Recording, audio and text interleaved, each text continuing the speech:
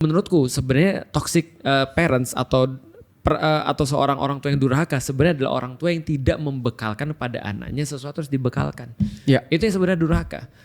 Oke, tapi kalau misalnya mereka juga nggak ngerti cara membekalkan itu, nggak Betul, ngerti ya. bekal apa yang harus di-sharingkan Betul, ke anak. itulah maksudnya yang kita bilang pas kita bahas tentang masalah takdir tadi. Itulah gunanya reach out kepada orang lain kan.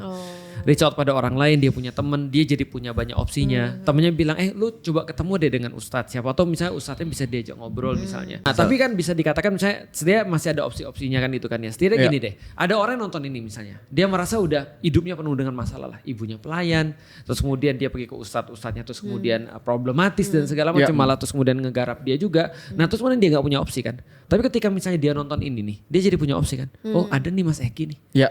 Orang-orang dia jadi bisa jadi ada satu opsi yang lain.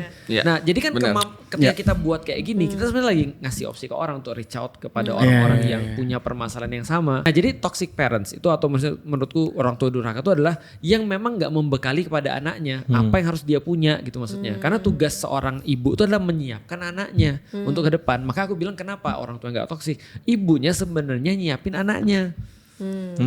Kalau Dengan cara yang dia tahu.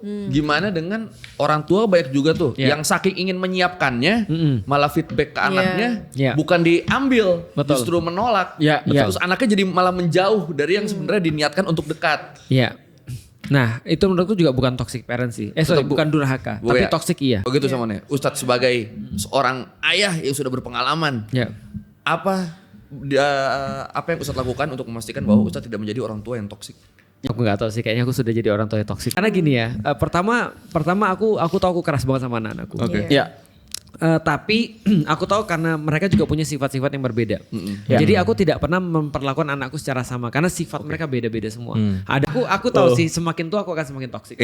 Tapi untuk memastikan ya, setidaknya berusaha lah bukan memastikan ya. Berusaha agar aku tidak jadi toxic parent. Aku mengingat bahwa Ali bin Abu Thalib itu pernah berkata begini. Besarkan anakmu untuk masa depan, bukan untuk masa kamu. Jangan didik anak kamu dengan cara kamu dididik. Karena kamu tidak menyiapkan mereka untuk masanya mereka.